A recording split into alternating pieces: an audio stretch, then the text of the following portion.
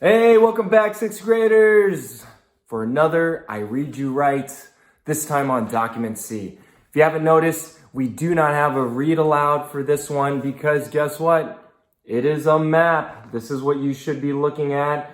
This is a map of the foreign invasions that happened in the Roman Empire. Look at that. I have a map in the back as well. That is not the Roman Empire. That is Washington. That is our home state.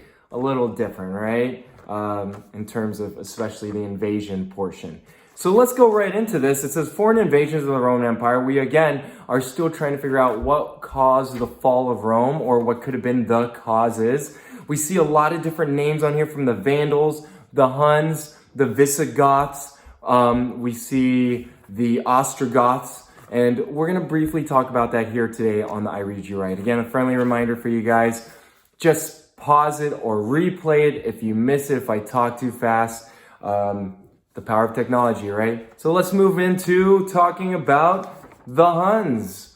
The Huns. Well, the Huns, we're going to really go in depth in document E, but the Huns were nomadic and they were a diverse people that came from Mongolia all the way to modern day Hungary and Bulgaria. Yes. It's a big range, right? Being nomadic, you're jumping from place to place. But we will talk more about them come document E. Here's a little bit on top, just so that you have a little taste of what we're going to talk about in document E. But they were skillful archers, and they love to ride horses. We'll go into that a little bit more, like I said. So let's move on to the Goths. We have the Goths. Goths comprised of two Germanic tribes, the Visigoths and the Ostrogoths. And when we say Germanic tribes, we're talking about those who are indigenous or the first people of Northern Europe. Kind of like as if you were to think of the Native Americans, right? Not completely exactly the same, but to just bare bones basics right there. The first people, the Germanic tribes. They moved around as far north to Scandinavia and south into the Baltic regions, and as far east to what we consider to be modern day Poland. And that moves us on to the Vandals, the last group that I'm going to talk about. Another Germanic tribe we just talked about, again, being indigenous to that land, right? The Vandals were a tribe that you may have heard of before. Think really hard where you've heard the word vandal from. If you have guessed vandalism, vandal meaning senseless destruction, you are correct. This was the name that was given to them by historians, or historians using the name Vandals as a way to describe reckless behavior or abuse of property.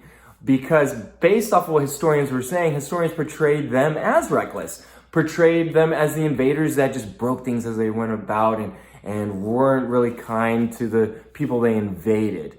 Now, again, there are other historians that will disagree with that, but for now, again, that is where they had gotten the name vandalism from the Vandals. Really bummer way to be called or to use your own name as a negative, right? And we talk about that in school. We don't want to take someone's name or take a culture and then put a negative connotation. And unfortunately for the Vandals, that ended up being the case. So again, that's what we discussed. We got the Huns, we got the Goths, which had the Visigoths and the Ostrogoths, and we had the Vandals.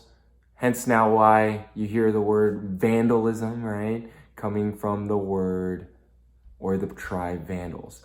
Can't wait to see you guys, or can't wait for you guys to listen to me. I can't see you. But when we get to document D, another I Read You Right, on the topic of why the Roman Empire fell. See you guys.